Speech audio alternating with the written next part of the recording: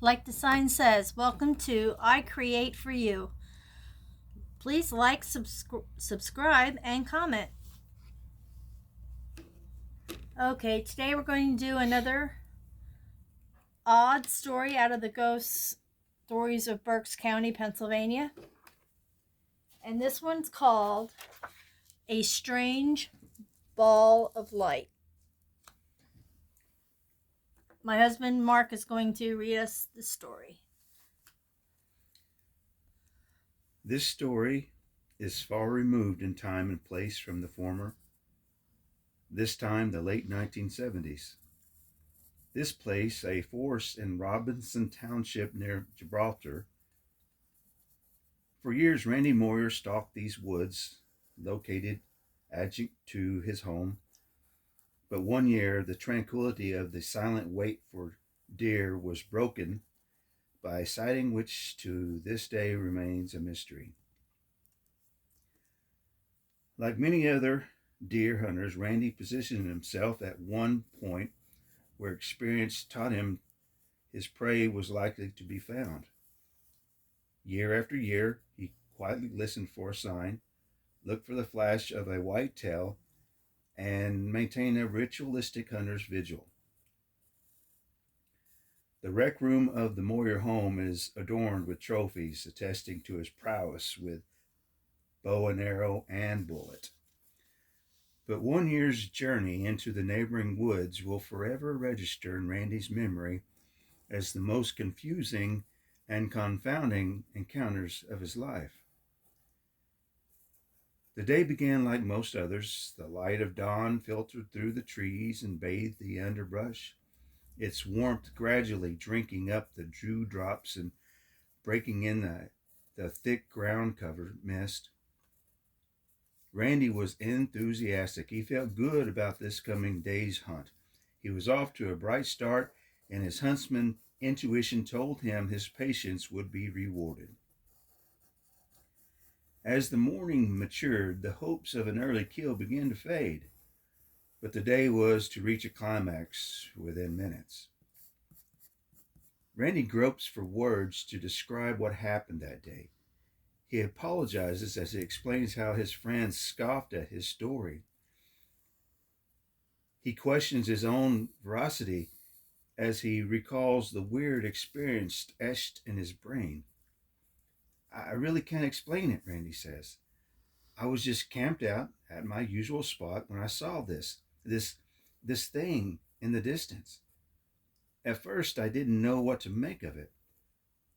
Right from the beginning, as I saw it in the distance through the trees, it looked like a ball of light.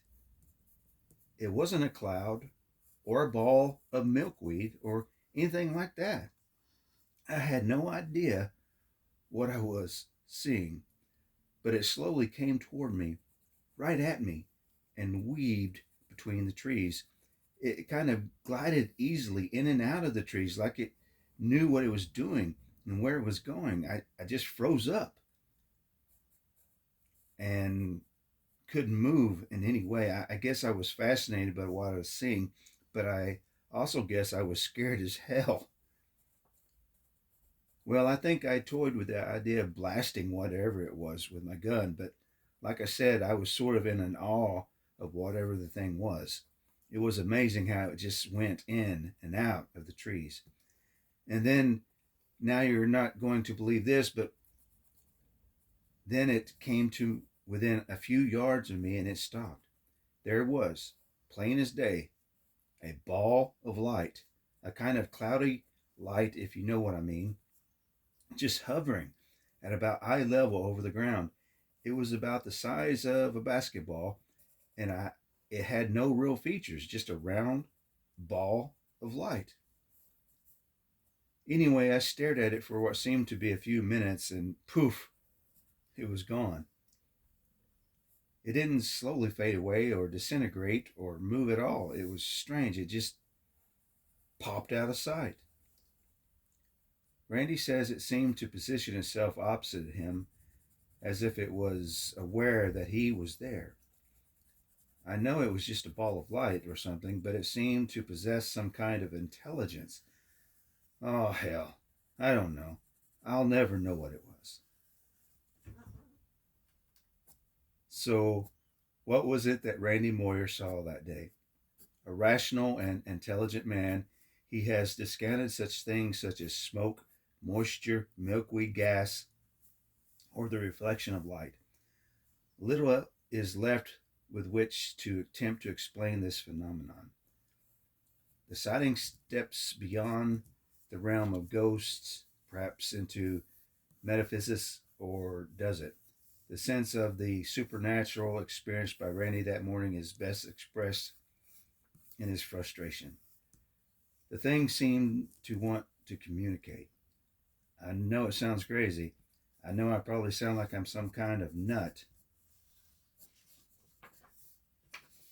What I felt that I should have,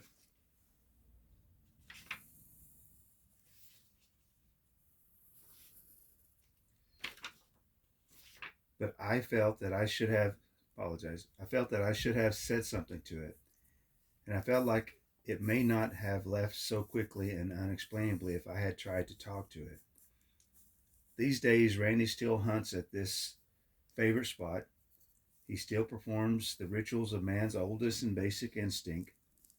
But these days, he keeps a lonely lookout, not only for deer, but also for a possible return visit of whatever it was that passed his way that day. And that's the end of the story. I tried to depict it as best as I could. Him in his favorite spot to hunt deer. Maybe I should put him in a tree because people do deer stands, but it didn't mention any of that in the story, so I thought this is the best way to do it. This is Randy, the best that I could sketch him, and him seeing this ball of light between the trees. I don't know if you guys have ever experienced anything like that. I've heard of orbs, but I've never heard of anything as big as a basketball. So, and the fact that it just poofs right out of sight is another weird note. I hope you liked the little story that we provided for you today, and that you'll come back to this channel and like and subscribe, comment if there's any stories you'd like us to read to you, and maybe even draw your own illustration while we're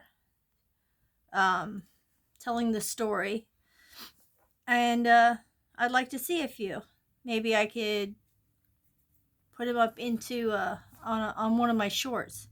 Anyway, I also on this channel I've changed the name. It was something sketchy, but I seem to have been branching out into different areas of creativeness, so to speak, with adult coloring, scratch art, paint with water. So I changed my name to I Create For You. So it covers everything.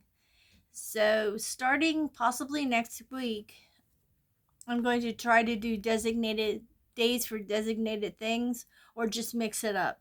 See what I have to see what works out for you guys. Thank you for watching. Hope you stop by again, and don't forget, like, subscribe, and comment.